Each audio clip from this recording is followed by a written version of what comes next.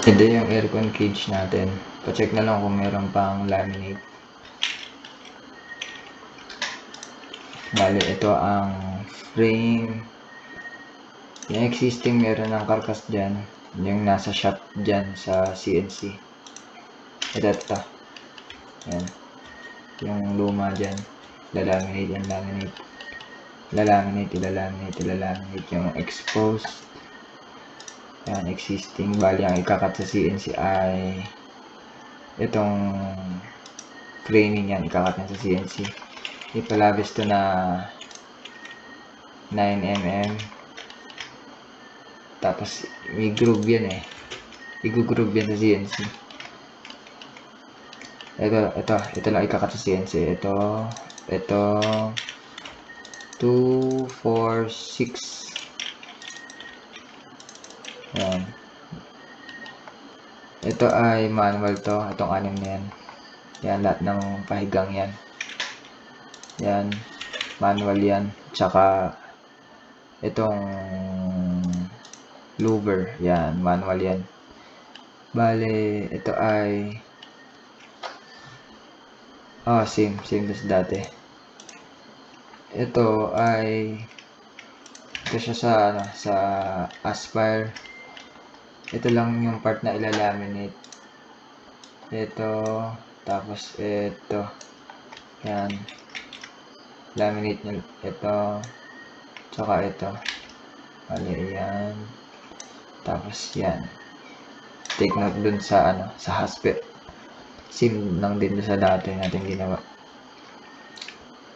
Tapos sa mag-G-code nito 12mm yung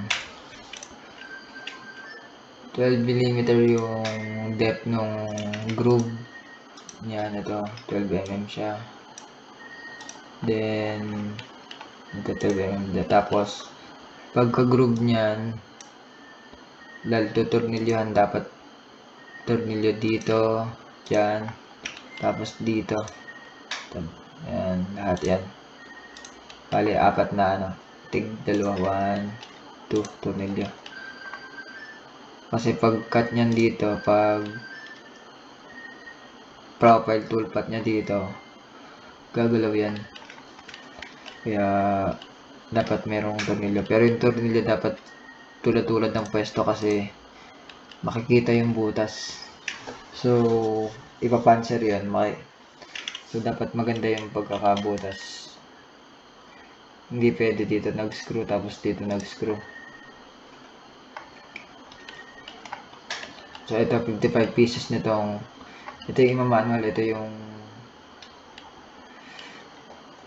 yung louver. Yan yung louver. Ito naman yung itong part na to ay ito. Yan. Ganyan. 6 na piraso lang yan.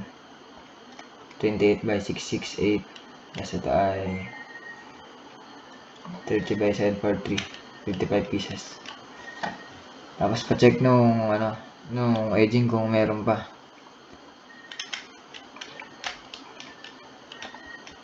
Edging kung meron pa.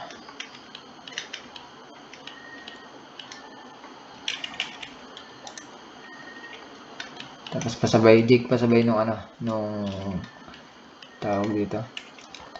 Swatches ni Chloe. Kung may papadeliver. Ito dapat na order na to eh. Parang wala ata nag-order nito. Hindi nasabay dun sa laminate. Itong edging niya.